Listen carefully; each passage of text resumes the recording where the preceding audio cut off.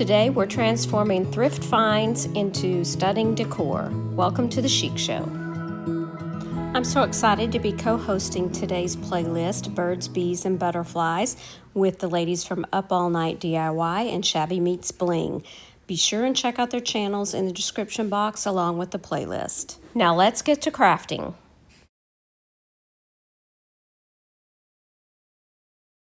For this project, I'll be using some of the pastiche stamps from IOD, as well as some wood tags from Dollar General, and these three fusion paint colors, Conservatory, French Eggshell, and Rosewater.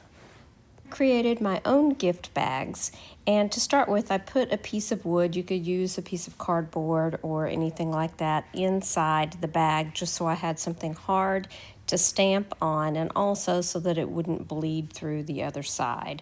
So I chose this nest stamp from the pastiche stamp collection, and I'm just using this clear mount, placing that straight down on the paper. You don't want to rock it or anything, just press straight down and then lift straight up.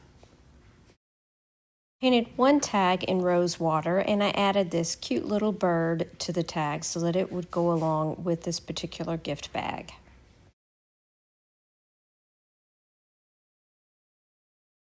I continued in the same manner for the second gift bag, only I chose a clock, and I had a smaller little clock from some clear stamps that I got from, I believe it was Tuesday morning, and I used that for that tag. And then lastly, I did the same thing with these two little birds and a feather on the tag. Now I'm going around each of the tags with my black ink pad just to kind of give the edges some definition. And with that, we have these little customizable gift bags.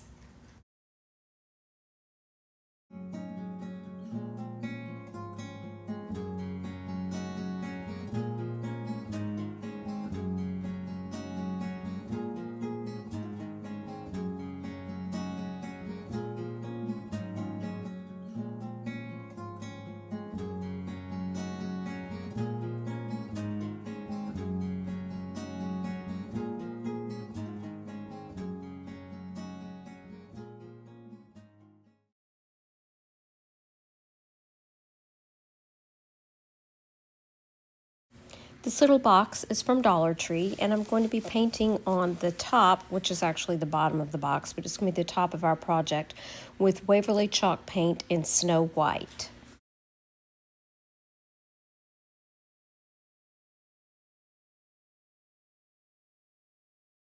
For the edges of the box, I made a custom color to match this little napkin that you see here. It's just some pink chalk paint mixed with a little bit, I believe it was purple, and maybe some hot pink acrylic paint. I just kept mixing until I got the color that I wanted. Let's call this color Orchid. Make sure your paint is completely dry before moving on to the next step. This little napkin had 4 quadrants to it, of course, and each one is shaped like this little butterfly, so you don't even have to cut anything out. I did remove 1 ply of the napkin, and now I am brushing on some liquid patina by DIY. You can use whatever decoupage method that you like. I'm using the iron-on method, and this works with Mod Podge, liquid patina, any decoupage medium like that. So I let it completely dry. I placed my napkin down onto the painted surface, and I just ironed over it with my mini press. Now the little bit of napkin that's hanging over the sides, I'm just going to sand away with my finger sander. You want to protect the top of the napkin as well as the sides, so I am going to seal it with some more DIY liquid patina. I always like to add a little bit of bling, so I'm using some gold rub and buff, and I'm just brushing lightly along the edges of the box. I'm also going to be using that rub and buff to accent some of the details of the butterfly.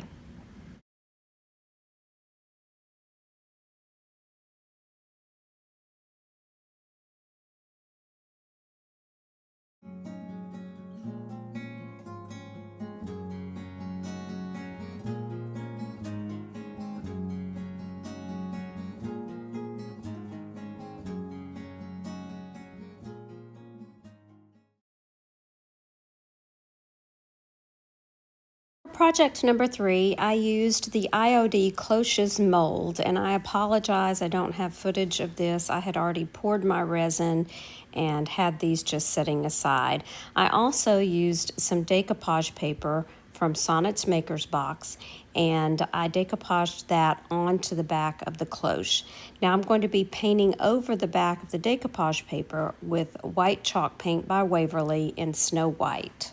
This will allow those beautiful colors to pop on the front.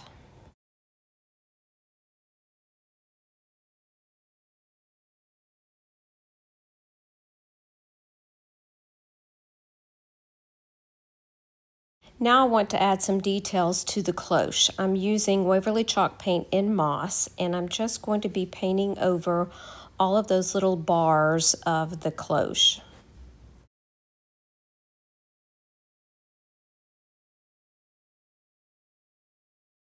Now to bring out the details of those bars, I'm going to be dry brushing over the details with some gold rub and buff.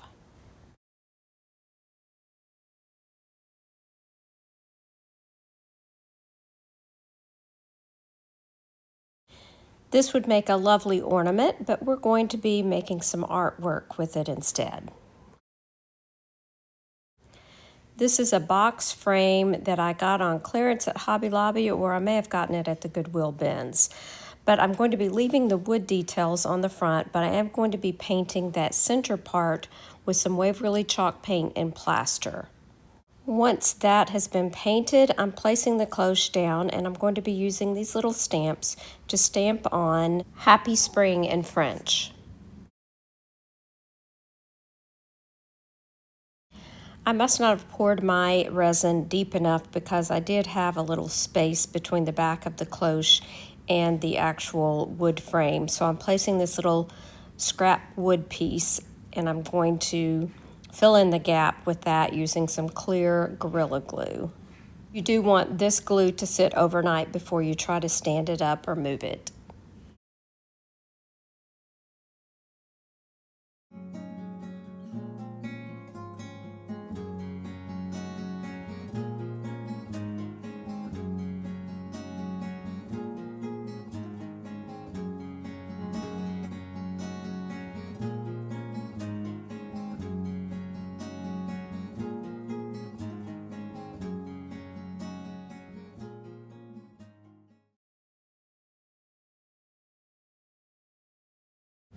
For the last project, this is another little thrifted clipboard. I did give it a coat of Waverly chalk paint in mineral, and this stamp is from the Mercantile Stamps from IOD, and I'm going to be using a black ink pad just to stamp on each side of this piece.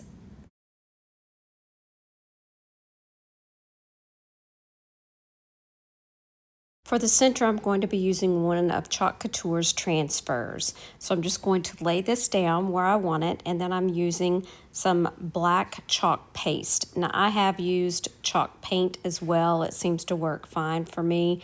So I'm just going to brush that on, and then when you pull up this stencil, it looks so good and so professional. I did seal this piece with some liquid patina before I finished it off with a little bit of greenery.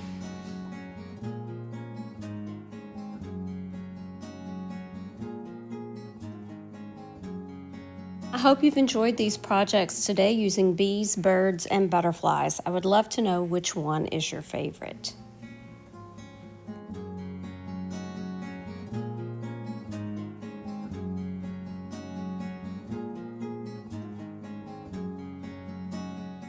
Thanks again to the lovely ladies from Shabby Meets Bling and Up All Night DIY for allowing me to co-host today. Be sure and check out their channels and the playlist in the description box below. There are many talented creators there. If you're looking for more inspiration, be sure and check out this video right here. Thanks so much for watching. Remember to share the chic. Bye now.